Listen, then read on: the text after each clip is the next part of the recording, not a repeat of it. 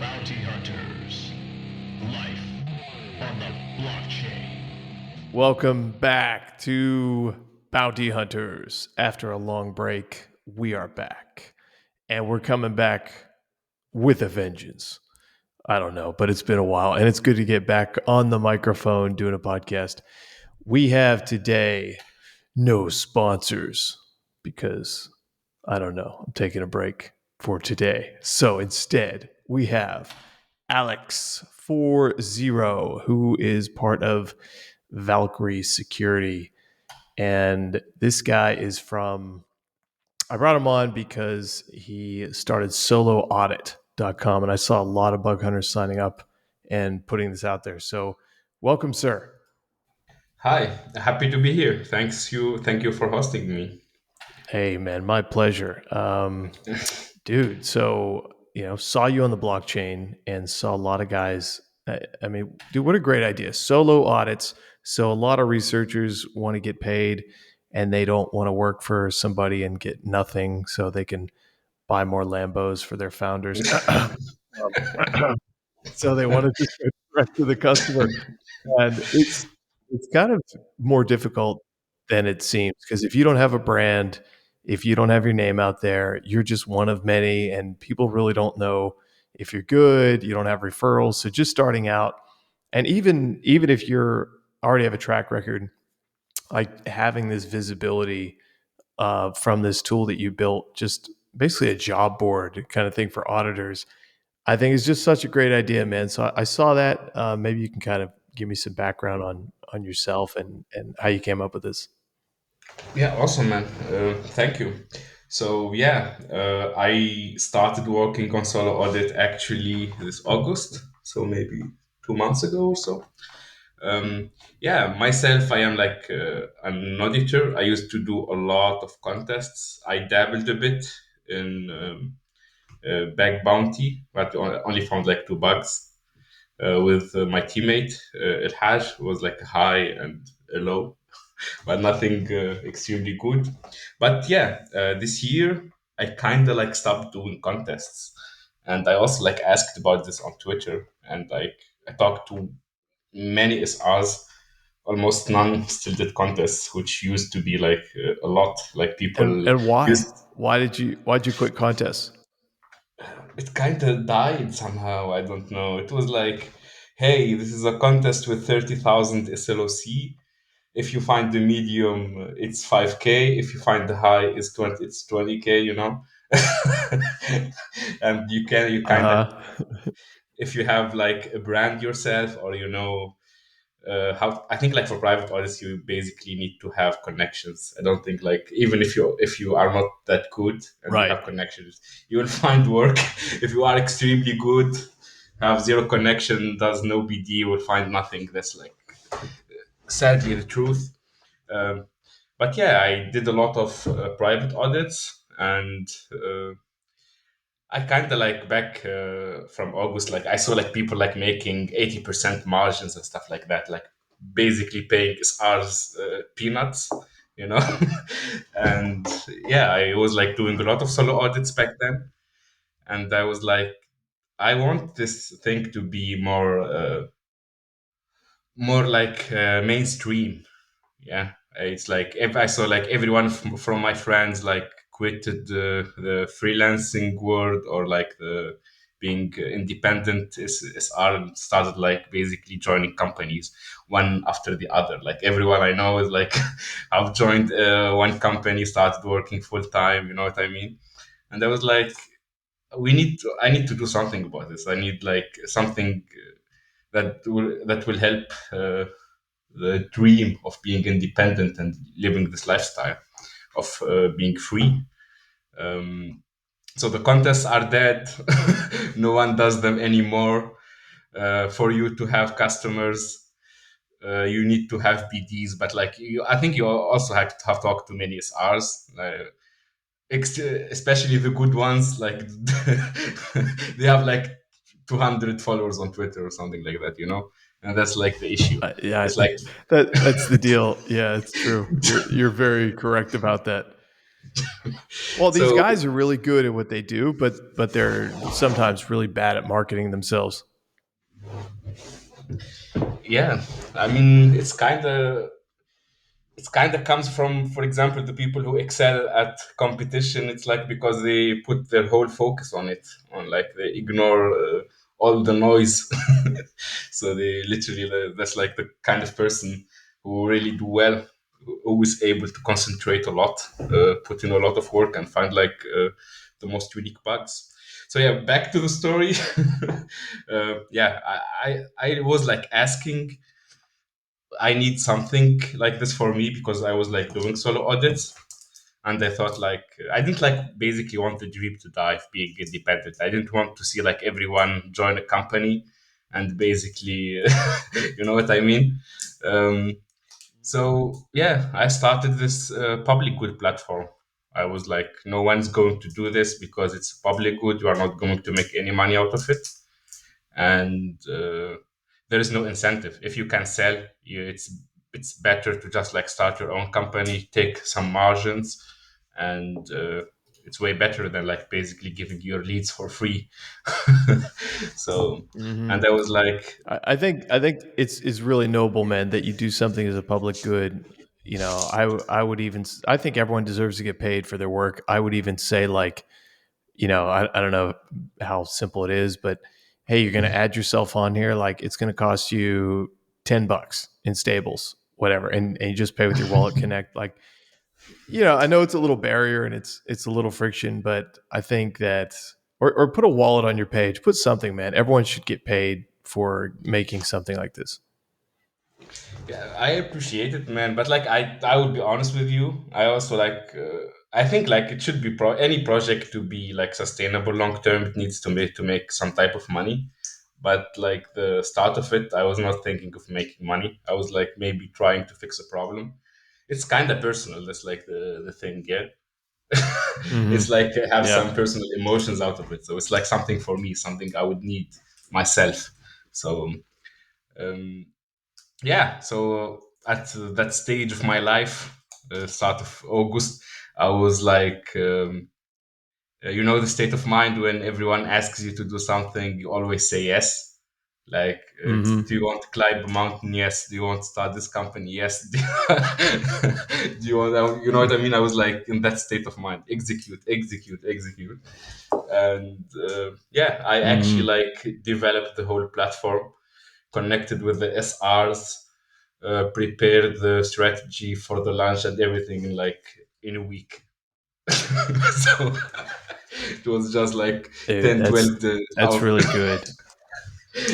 And how many Yeah, guys do you have on there now? I think more than 80. Most of them, like I wouldn't, 80. I could have never expected that. I would assume like everyone would ignore me, to be honest. You know what I mean? Yeah. It's a, I No, assumed because they're you're gonna wish. telling guys, you're like, hey, do you want to make money? And these guys love making money, so you got a lot of interest. This is great, dude. You have a lot of well-known dudes on here as well.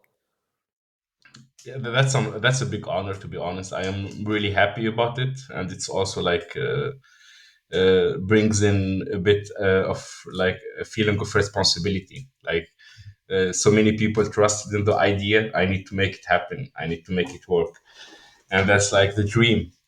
Um, so yeah, I started everything. A lot of my friends, I talked to the people. I have like a lot of friends and SRs. There is a lot of people who believed in it. We started it, we launched it very quickly. So because this was like a public good, I was not going to wait 3 months to do it. It's just do it now. Hmm. uh, I think like I did a very good job, to be honest. I designed the website, um, made the strategy, launched, onboarded all the SRs, uh, took some feedback, improved a lot of things, and I launched very quickly. 2 months, like looking at this. Do you have any questions before like I move to the current state or? No, I'm just looking at it's just so simple in execution. It's just like, there's no hidden tricks, nothing. It's just like, hey, boom, click here, connect. They put their Telegram, Twitter, GitHub, and people could just reach out right there. It's just it doesn't have any transparency on pricing, and I mean that's unique to every project, I guess. So I guess a client would come here and choose an SR based upon how good their profile is, and what I mean, whatever kind of things they value. I guess how good your profile is, and if you could show all the receipts of all your work, I think that yeah, guys will get some good work here. Do you have any way of tracking which guys are popular, like who's getting leads? Yeah, I mean the only way for me to know is like basically through Google Analytics. So you just basically Mm, see who the person who gets like the most views or profile visit. But other than like the person telling me I got a lead or something, it's like a bit difficult. But yeah, I mean the idea for like solo audit for the platform is like, let's say I am a customer, I only have like 10K, so to say, uh, hmm to like to do an audit. Uh, is it like better to just like not find like two SRs who will do the audit for you, like zero commissions, and just like find persons like who excel at your niche? Let's say a staking contract. Find You go to the soloaudit.com website. You filter through the skills. I made it like obligatory for everyone who joins to select a maximum 5 skills. So like basically, you would know Yeah, who the people who like which niches do they have, and like basically put the filter for staking, pull out 3 4 5, see their portfolio, what they did, what are the achievements, like all of this is like transparent, and basically contact them. And for 10K you will get 2 audits for and what 10K does with it another. mean? What Yeah. does it mean when you have this vetted star? Yeah, I mean, it's not like it's an invite only platform. It's like kind of Okay. gated. So I everyone who comes in is like needs to be vetted by me. I have some strict guidelines. I will not, sadly cannot tell them in the podcast because they can change, but like there are like hmm some guidelines to make sure you are capable. So basically, if a customer comes and finds you through solo audit, I can have like the peace of mind of knowing that you will do a good job, that you know your shit. In other hmm words. So yeah, that was the And idea. Mhm. mhm. Is there demand for? I hate this KYC. I know why you have it, but I fucking hate KYC, and I hate that the platforms require it, and I hate everything about KYC. Is there anybody in? I've never had a project want to KYC me unless they're big enough where they have some business rationale for it, right? Any base dev doesn't give a fuck. You know, it's only this within the past year or two where everyone's like, "Oh, you got a KYC," even though it's the biggest fraudulent bullshit ever. Oh man, just seeing Me these too. three letters it gets me going, man. Yeah, I mean, I'm I'm in solo triggered. audit. I'm not doing any KYC for like SRs, but like what I hmm did, because it's like a kind of, for those like open platforms, you kind of need some ways to make the customer feel safe or comfortable. Yeah, I'm trying to hmm vet everyone. That's like the first thing. So it's like I'm not putting North Korean hackers in the website. They And could bullshit your KYC anyway, man. They could bullshit yeah. KYC on all this. But hey, And but let's pretend they can't. yeah, so they did well. I talked to them. They reached out to me. I checked like their portfolio, the contest they did, what type of bugs they Mhm. found, stuff like this, and And their are Twitter you page. planning on vetting every guy going forward?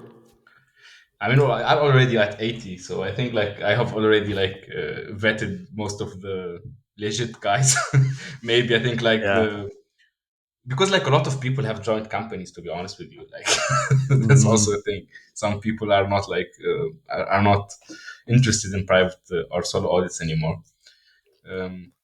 Yeah, so for just I'm. like to clarify one thing about the Mhm. KYC, it's like it's something that I added, like I said, to make like to bring in more trust to the platform. But like it's basically if you joined Codorina or Cantina, where it is like basically mandatory to do KYC, I will put in the tag and say KYC. This this auditor has done KYC by this and this platform. This is like Yeah. so Yeah. it's No, not no, I hear KYC it. by Yeah. I think exactly. what you chose to do though by keeping this very high quality, by vetting every single person on here and making sure they're legit was a great decision because I could already see it just going to trash. Like if anyone could just create some profiles. So you've kind of curated this and I think what you've got here is really like, top of the top of security researchers here. This is really cool, dude. I appreciate it. Like, and also like part of the reason why I launched it so quick, it was like if I invested a lot of time, like let's say 3 4 months, I will not be able to launch it as a public good. I will be Hmm. pressured into into making it like profitable some way or some another. Um, Look, what yeah, we got to get just up there, we got to get a banner up top. We'll get a Bounty Hunters podcast banner, and we'll kick you over some cash to contribute to the project, man. I think that'd be great if you're up for it. yeah. I mean, why not? We Cool, can talk cool. about it later. Yeah, man. But Hey, but also, right? So, what was also interesting, I checked out your Valkyrie security. You guys are doing this. What I think is like, so just step back. So I was at ETH Sophia. That's why I wasn't doing podcasts. I was traveling too much. I was in Singapore. I was in Sophia, but I was in Sophia and I was doing a panel there, and we were talking about how to secure the next $1 trillion on chain since everyone's coming on chain, institutions and companies, everyone. So, and our security is a joke, to be honest. Like how much is lost in hacks. I looked at the numbers, and it was like around 20% was smart contract bugs, hacks, and the rest were all private key compromise. And I don't even know what to say about that. All we could really do is like I handle the Web3 side, so the smart contract stuff, but a lot of the private key compromise is really that's a Web2 thing. It's not somebody coming over and opening your vault and reading your seed phrase. Like it's all Web2 phishing, all this stuff. So your firm with uh, your buddy Audron, I think his name is, who yeah, couldn't be here yeah, today. You guys are focusing. It looks like a holistic approach, right? You're doing Web2, Web3. Do you want to tell me about that? yeah, man. I actually have a lot of things to talk about this, like about this subject specifically. I can like start with something personal about it. I don't Sure. know if you remember Tapioca, the project. Oh yeah, Tapioca. That was a Oh man, great example. Yeah. that was a personal thing for me. That shocked me to the core because like I know so many people, like Alex. Alex like kind of mentor, someone like I highly respect, and he like worked really hard in securing their stuff. Like he won 2 contests, I think, and like helped a lot. And a lot of SRs have invested heavily in securing Tapioca. Hmm. I And was they one of were. them. Yeah. I also like did okay. That's Yeah. Yeah. And an investor. Yeah. So it oh was man, terrible news. yeah. And I saw like the hack. Was reading through it, and like I was expecting maybe some smart contract because like when they started, they had like 150 medium or high issues found in a contest, yeah, and they like worked through Hmm. it, added a lot of testing, a lot of audits, made it secure. I was like thinking maybe they missed some bug in the smart contract, and then I found that it was basically social engineering, a LinkedIn offer or something, if I remember right, and It was a it got like dev who was looking for a job. Yeah. yeah. And he got fished. Jeez. Yeah, man, it's like very sad. Like I was shocked to the core, to be honest, reading that. This like was like maybe 8 months ago or something. But like I think that was sadly like a nail to the coffin of a great project, a project that a lot of SRs like. I hopefully they will make a comeback, but that was like very hard hitting. They are actually relaunching. We're working with them on their final audits, but they're Ah, awesome. relaunching and rebranding. Then Yeah. that's a great news. But that I think like that definitely didn't feel bad. It feel good to me. It really shocked me because like I know a lot of friends who worked really hard for that. And yeah, that brought in the idea of like why are we only focusing on smart contracts?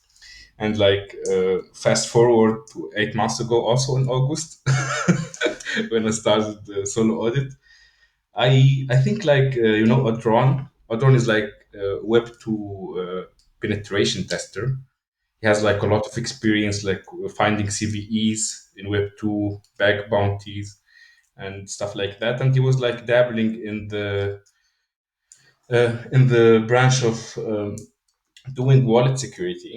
I think like I reached out to him because like I was in the mindset of doing just doing executing, and I was like, hey man, do you have any ideas how we could like make the space safer or something? I forgot what I told him, but like I started a conversation with him, and he got back to me like 2 weeks later or something, and he was like, "We are building Valkyrie.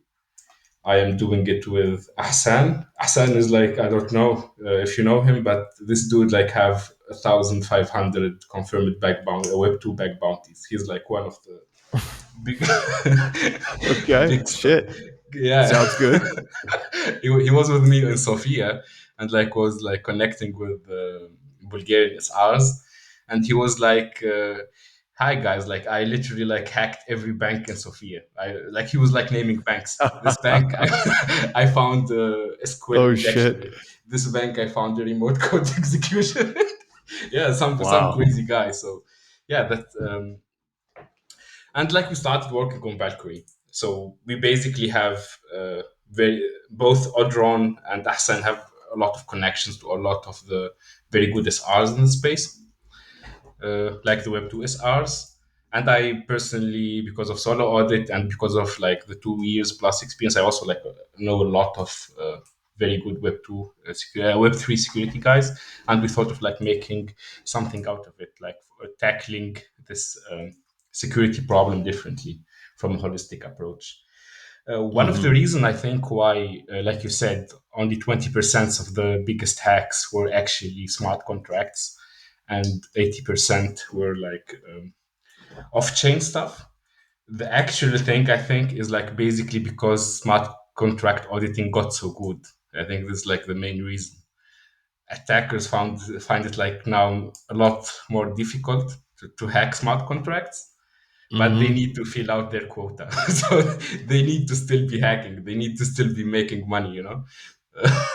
So they Yeah, basically. we're always going to look at the easiest link. This is like just classic kind of physical pen testing. I mean, you see a fence and you're going to just walk around the fence till you see something like, oh, this is a little loose. It's the same thing with any target.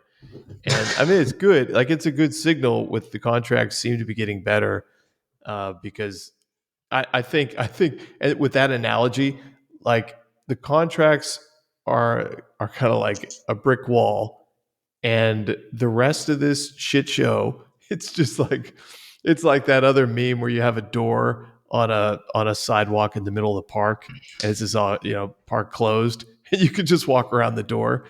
Like we joke about all the multi sigs ending up in one room on a conference, or just guys watching porn on their computer when that one should be for security reviews or managing a multi-sig. Like it's a joke. It's ridiculous, and this is the Yeah, truth. man.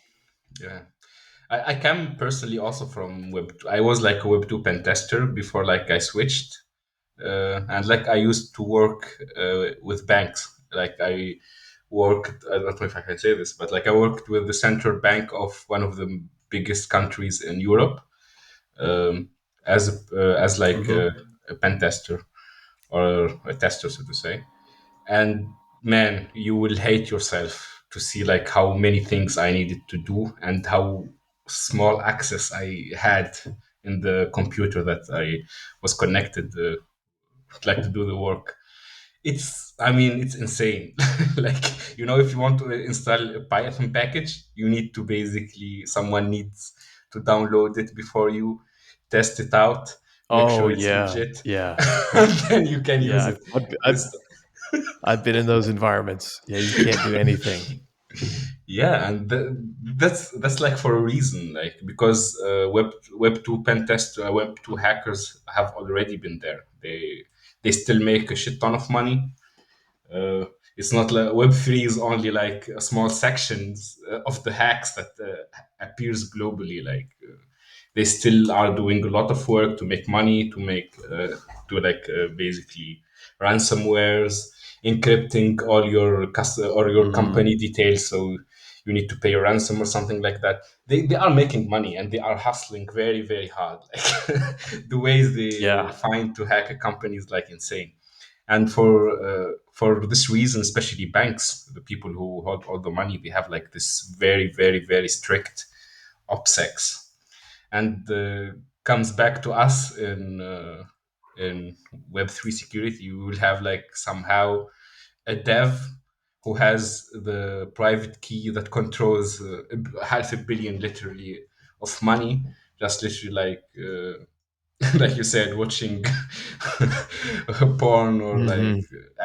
downloading files, or like applying for jobs from the same computer. It's like insane. This is like Yeah, I see that. I see that fading out as with how formal the space is getting. Like where you had the, I think the most famous one is probably the Polygon multi-sig, which I think was like three. I want to say three or four guys, and it was they had a billion or a few billion in the bridge at one point years ago. I don't know what it is now, but I see that as the centralization risk that's always flagged in audits is crucial that we've ignored. I see that kind of being taken more seriously now. The more of these hacks we get, which is good, is the only way it gets better. Is we have these hacks, to be honest, because everyone, reality human check. mentality is just it's not a big deal until it really is. So I think it's good. What would you say like the best Web 2 attack vector is right now on like a DeFi protocol? To be honest with you, there is an attacker.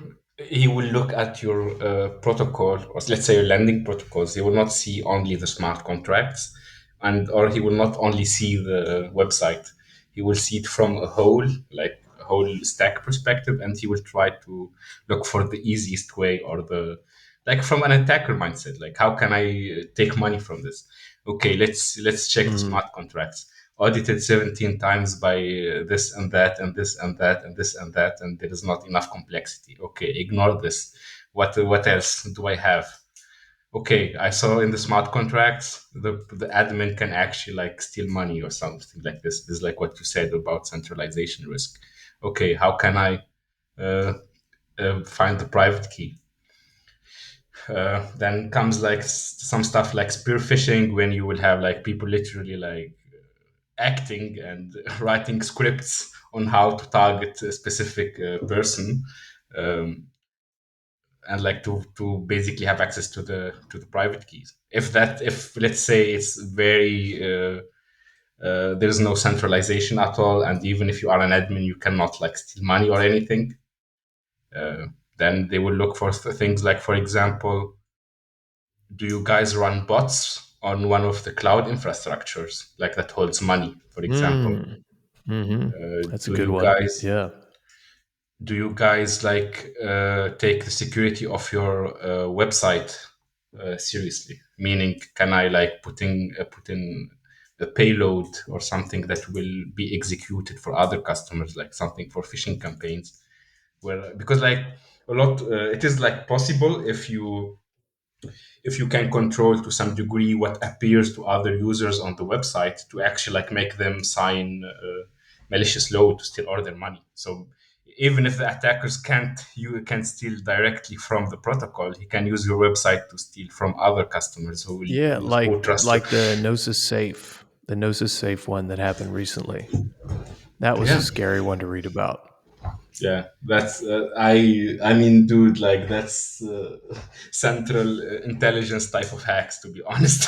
That was Dude, I mean, I feel kind of embarrassed, right? Because as smart contract auditors, you submit a bug, and I'm sure everyone's had the the occasion where the client's like, well, the front end doesn't allow it. Like when they utter those embarrassing words, like the front end doesn't allow it. We're kind of chuckling, like, oh, we don't even look at the front end. Like I don't know what your front end looks like because it doesn't matter. But then on the flip side, it really matters a lot. It's not about taking money from the project, but it's about taking value from the users on that side. And it's just something that I've never really cared or looked at.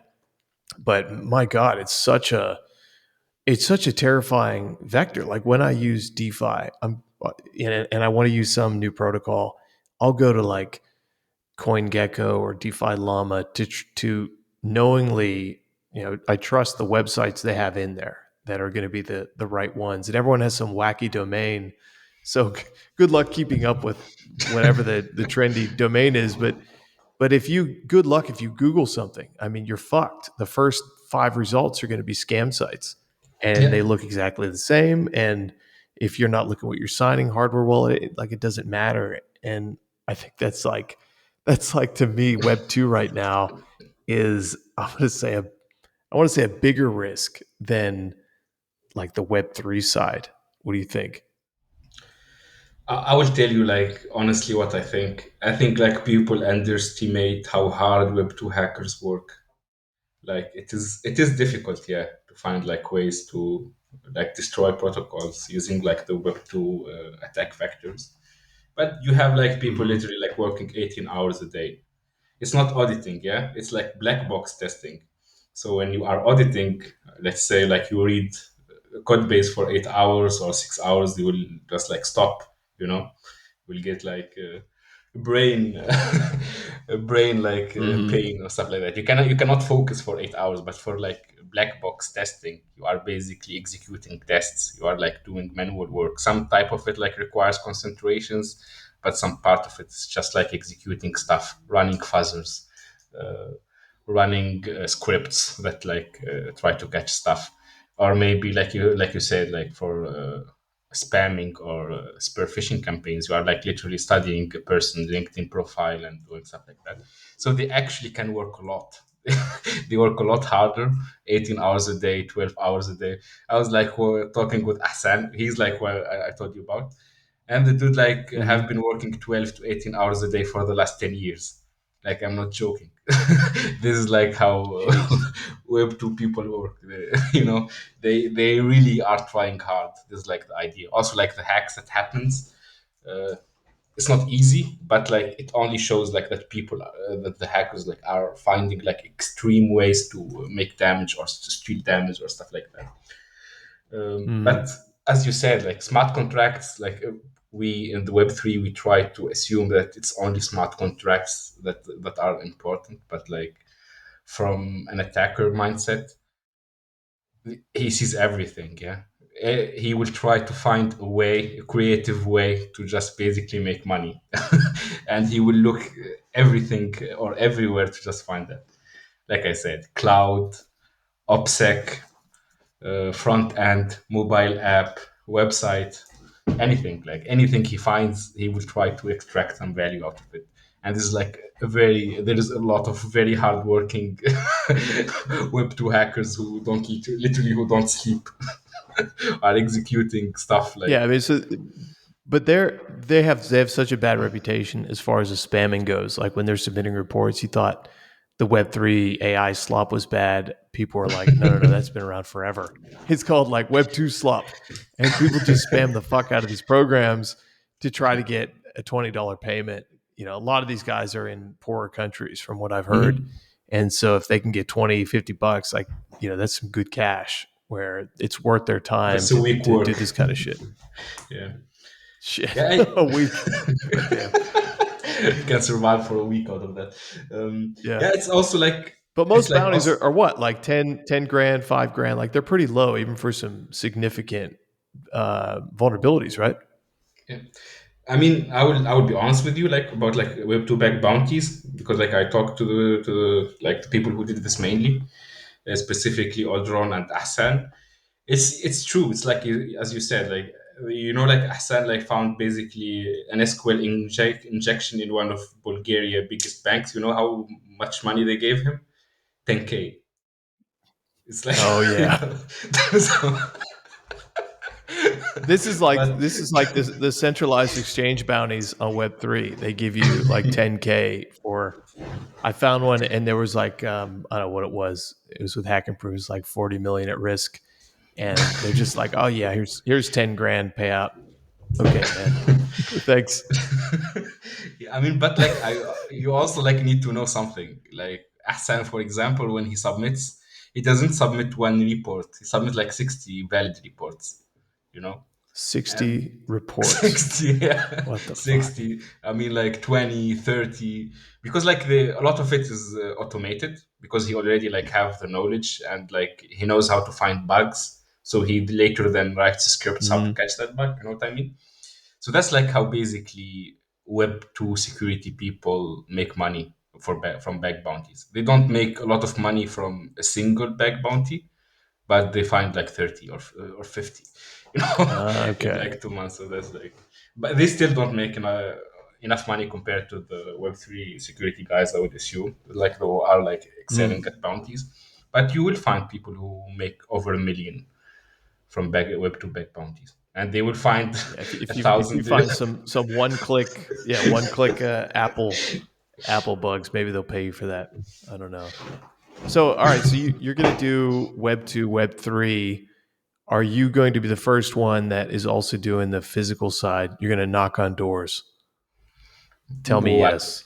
Putting USB Like sticks in front of the no, of the door of yeah, devs or what? hey, checking the guy, check his windows, check his Airbnb. Yeah, I That would be mean, cool. No one's doing this. yeah, it's also like a part of the Web3 culture. Like each protocol, he will have like 5 devs, and each dev is in another continent, so to say.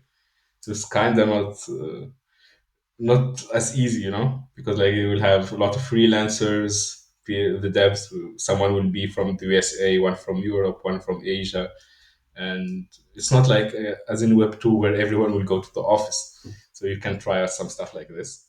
But definitely there is Hmm. like some service we are like trying to prepare, which is basically called, it's like a Web2 service already, which is like red teaming, which we Hmm. will basically do what an attacker tries to do. You will try to make some convincing offers or job offers to the SRs, or like run like specific emails, scam emails to the devs or the people who are working on the protocol.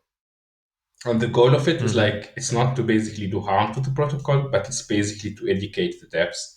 Because like you could bring them to a course, don't click links, don't do this, use your work laptop only for work related stuff. You know what I mean? But everyone will ignore it. But if the same dev will just like fall in one of the traps from the red team engagement, it's like way better learning experience, so to say. You know? So Yeah. Are you so you're offering what I think is a unique kind of value prop, and I think other firms, the ones I spoke to, said, "Oh yeah, we're going to start doing this too."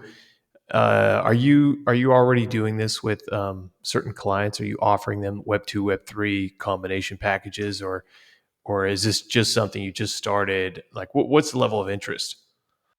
I mean, like to be honest with you, I think like this is the perfect time for them in the market to start something like this. And we have already, like I told you, like I started at the end of August, I think. We started Valkyrie, and we already have like 3 customers. Um, it's Awesome, not as awesome. yeah, that's more than I expected, to be honest. And it's like a lot of work. I think like the idea works, because like but it's like still not quite mature. I think like still need to be making more content, or like bringing more awareness to this type of stuff.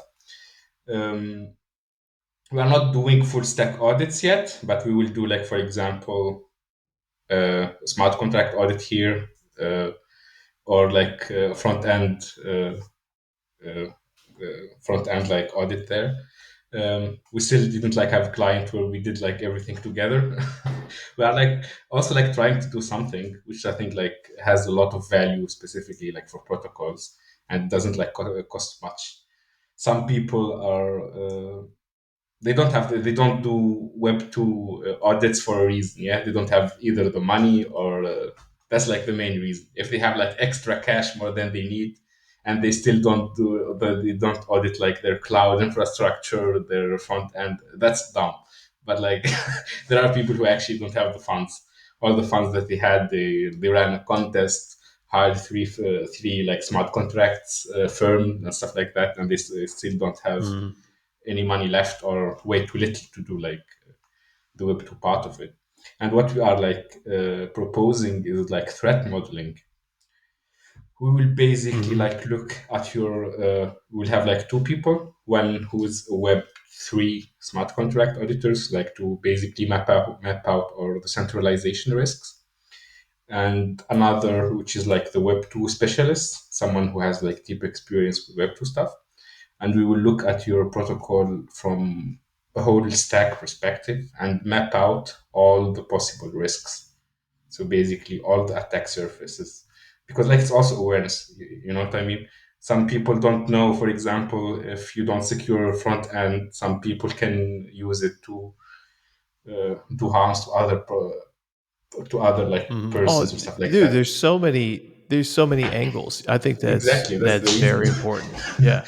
Yeah, I mean, even from like I have a background of I've been in using computers my whole life, and from setting up my own web domain, a couple decades ago to changing the MX records and setting up a telnet connection to my own mail server, like all these random things I've done, but a lot of people haven't done all of it, right? They specialize somewhere, they've done this, but to know about the different, like how many people until recently knew that, oh, you could just get your domain name hijacked, like where these DeFi protocols like, oh, whoops, sorry, the domain got hijacked.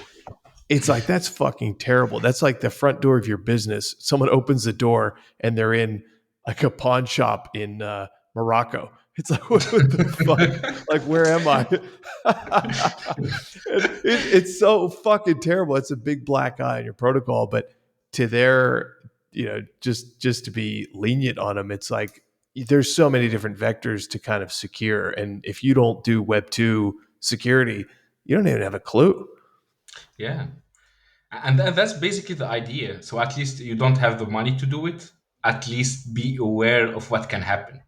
So this is like the minimum, At least know that Yeah. this and this can happen. So maybe if you have some funds in the future, you can prioritize. You can like say, we didn't do that yet, but maybe we will like secure the spot in like in 3 months or something like that.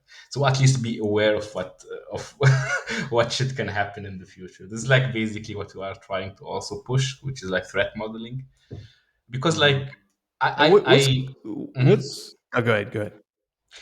I had like both experiences. Like I worked as a smart contract auditor and I worked as a penetration tester. And as you said, for Web 2, it's way, way, way more complex, way more difficult, and there's a lot more angles. Uh, like the backend, for example, it could be written using 300 different frameworks, languages, stuff like that. Uh, Oh man. Yeah, it different makes cloud looking at a Solidity providers. contract look simple. I mean, if you've ever looked at just do an inspect on a random website nowadays and just Yeah. try to process everything, console log, network in and out, and it's just even browsers have become the computer now. And so everything's running through there, and there's just like, yeah, you're right, man, more complexity, more bugs. There's just no avoiding it. What is the scope on that? So if you're doing the Web 2 side compared to the Web 3 side, so say you have a DeFi protocol, average scope, maybe it's like under audit for 2-3 weeks. But from the Web 2 side, you have a domain, the main domain. Like, what would be the estimated kind of scope time for that, just in general? For what? For domain? Yeah, I guess the Web 2 side of a DeFi project would just be, their site. It's it's You know, it's the I it's guess that's it, different. right? it's different, and that's why like we recommend doing threat modeling, because like you can give us you tell us to do like an audit for a cloud that you only use for bullshit, so to say, and like it doesn't matter either way, so you shouldn't be auditing that. But for example, let's say you only have a website that is not like quite big, only have like certain features, maybe like 1 to 2 weeks. But it's different, yeah. I would also like recommend doing something which most people also ignore, which is like making sure that your cloud infrastructure is hardened. I saw like one of the reports of Ahsan. He did like basically a cloud audit for like Web3 protocol, and they had like this cloud instance controlling, which had like a script controlling like a wallet that had like a lot of money in it. And you know what type of bugs he found? Remote code execution. Like this is Mm. this is like Mm. some really scary stuff, so to say. But as I said, like you need to look at the protocol and see like where the funds are, where are like the data, uh, where users interact with the project, like in which surface, like you identify those surfaces and you try to make it. I mean, for most protocols who don't have like a lot of stuff, let's say a simple lending protocols, you probably like get this done in under 2 weeks. And like yeah, cloud front end and like all the hardening stuff to make sure that no one can hijack any of your stuff. So yeah. Jeez, man. Yeah, that's and who knows what the pricing would be on that. I guess the market will decide on that. But I think what you guys are doing is it's a step in the right direction that the whole industry needs to move to, because whatever piecemeal solutions being done now, I don't think is enough until we stop seeing these exploits. And like, it's getting better. And I talked about this at Sophia. It's like we're always going to have security problems, just like we have in Web 2, because Web 3 is even more permissionless, where you can do whatever you want with no budget, and TVL could flow to you, and you could just not have a clue what you're doing with security on Web 2 or Web 3 side, and bad shit's going to happen, unless you're lucky. And that risk is always going to be there. But it's about, like, to me, it's about trying to make this more affordable and accessible for everyone, so we can have a much safer on-chain experience. That's why I'm doing this AI audit um, launch. That we built this thing that's, we think, is able to find a lot of bugs for a fraction of the cost that the normal human auditors do, because I think that part of the industry is ridiculously overpriced, and I think that will come down whether they like it or not. And that's only going to lead to more people getting better security, because I've talked with so many devs and so many protocols where they have a limited budget and this is what they can afford. And even when they pay top dollar, they're still going to get bugs. And so it just pisses people off, and it leads to hacks and projects going down and lives being ruined. So I think the cheaper and more accessible we make this, and more available, like what you're doing with this Web 2, Web 3 package, I think it's just going to get better on the ecosystem. I agree. I mean, there's a lot. There is like basically two sides uh, currently on the how they see like the AI stuff for Web3 security. There are people who over hype it. It's going to replace every SR, and there are people who are saying it's just bullshit. There is no use to it. I am more of the like perspective. It's currently a very smart move to work on this and like um, making some good product out of it. The language models have gotten to a very good level, and it's now more about like of around the software on how you manage or how you use the LLMs. So it's basically now down to the devs who uh, develop those type of audits. I see a lot of value in it, to be honest, and that's awesome. I'm happy for you. That's like a very good timing to start working on that. He's like, I'm happy for you. He's a mad face in the background taking Yeah, all your business. you're gonna make me No, just jobless, dude. Like out no, on the man. street. It's it's not like that, but it's like, look at that Will Smith spaghetti eating video, right? We all laughed at it when AI was doing that, and you look at it now, and it's almost perfect. And so, if you're in any sort of mindset where it's not going to keep improving and getting better and starting to eat into your market share, it's not true. So, having said that, there's always room for humans. I think that there, especially bounty hunters. I'm talking about disrupting the mainstream audit space, and it's not like people can't compete. There's always going to be different firms, but it's about making it more affordable because these margins are ludicrous right now. And Yeah, so I think the money train is coming to an end unless you're at the top of the top and you can show that you add value and be able to compete with these AI auditors. Like if you're finding new classes of bugs, right? For example, like let's just say asymmetric research and trail bits, like and other hunters too, independent hunters. But if you could find new classes of bugs that AI doesn't know about, hey, you're ahead of the pack, man. The AI only knows about what's already been reported. It's not creating up new things.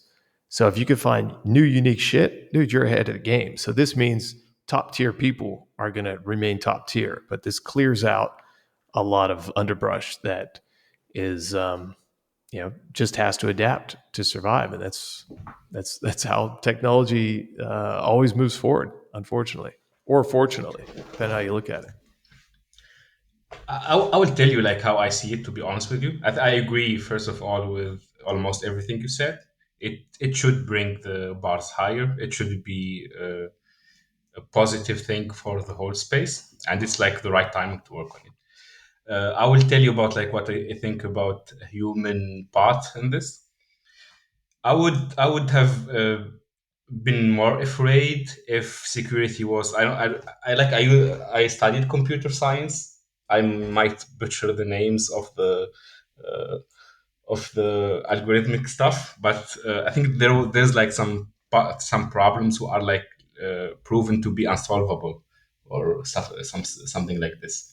So basically, you cannot solve those problems. And I think security is a similar topic or a similar thing. You cannot for sure know, like using math or anything, that there is zero bugs in this protocol. And Mm-hmm. as long as you have that you cannot solve this, there will always be like room for humans to work. Because if it's solvable, because like AI, it's basically statistics. Like, I mean, you will have true positive, false negatives. We don't have like a 100% thing. It will help you like find bugs for sure. It will make the bar higher, but it's not something that will find every bug. Because it's not the problem with the AI. It's the problem itself. It's that the problem is unsolvable. So that's like the Mm. how I think about it. So even if you have like a I very think good anything AI, where humans are involved, you're going to have bugs. Yeah. exactly. Yeah. Well, hey, I want to drop some alpha drop. I have not dropped any alpha in a long time. And I didn't prepare you for anything. So, Oh so man, think about it. I'm just going to drop one from something I was looking at recently. And to be honest, I'll just make a quick comment here about like bug bounties and contests, right? I feel like the whole space is tightening up. Like bug bounties do not pay out as easily as they used to, and as I've said multiple times, like if you have any nuance in there in your report or in the bug itself, it's like they'll find any reason to reject that, and even paying out lower severities is like extracting teeth.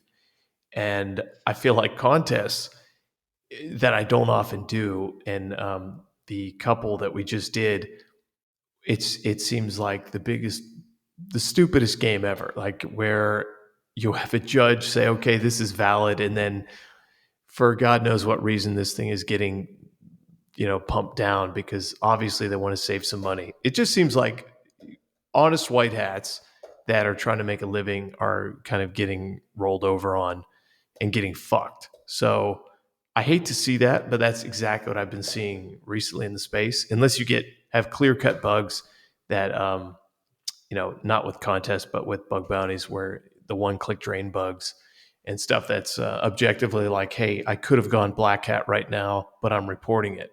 Versus like, hey, this could harm your protocol if this scenario develops.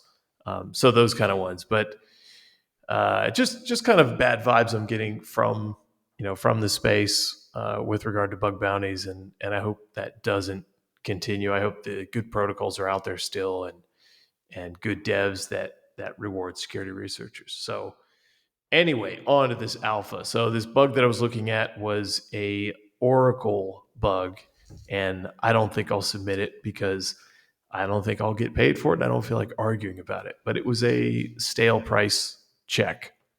So if you have an Oracle and it has, you're getting the price and you're not checking the freshness, the heartbeat of that Oracle, that price could be from 5 minutes ago, could be 10 minutes ago, could be a day ago, who knows? And in volatile markets, that is extremely important because if you have like a stale low asset price, then you could buy the collateral or whatever at an underpriced rate, and then you could resell it at a market rate for profit. So there's arbitrage opportunities, there's liquidation problems that can happen. There's all kinds of weird problems that can kind of screw up your protocol. So if you see something like that, I would report it if you could demonstrate. Well, first off, if you could see like, hey, in the past this price was stale multiple times, like if you could show that behavior had occurred before, and if you could show some like a critical funds loss scenario from that exploit, that's where I'd report that. So that's my alpha: is stale Oracle prices, not always checked. Alix40, what do you got, man? Give us some alpha. Oh man, you are putting me on the spot. I'll go. Hey, I'll this could do. be a better way to do bench press. Yeah. Whatever alpha you want, man. Yeah, it's like something I was thinking about literally 30 minutes before the podcast, and it's like about like working as like a dev or working as a BD versus working as a security researcher. As a security researcher, you have like let's say 6 hours a day, and you are trying uh, to have like maximum hours for that, for like for auditing, let's say 6 7 hours max time of concentration. And like because I did a lot of business stuff, launching solo audit and Valkyrie, I noticed something. Like when I work on business, it's like about tasks. So we have like 10 tasks. I need to do them. I need to do them in the next 5 hours, so to say.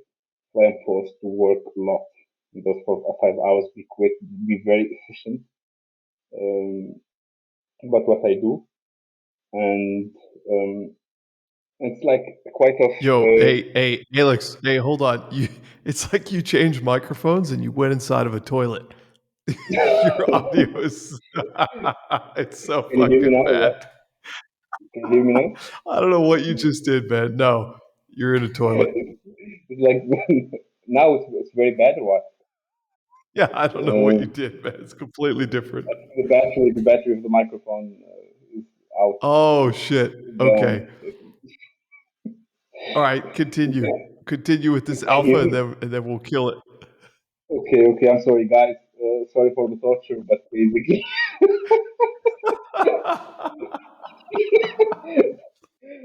I will need. Yeah. So basically, like as a dev, you need to like prioritize doing more in like less time, and as an auditor, you will try to have as much time as possible. And it's like something I was like thinking about on how like to improve the efficiency of how you do audit, which would be basically to actually like also use the same approach, which would basically do something like read or understand the smart contract, like make it more like as best approach, and try to do it constantly to like have more for the same amount of hours. Yeah. Yeah, no, that's good, man. All right. On that bombshell, we're cutting out. Thank you for coming on. We'll see you next time on the blockchain.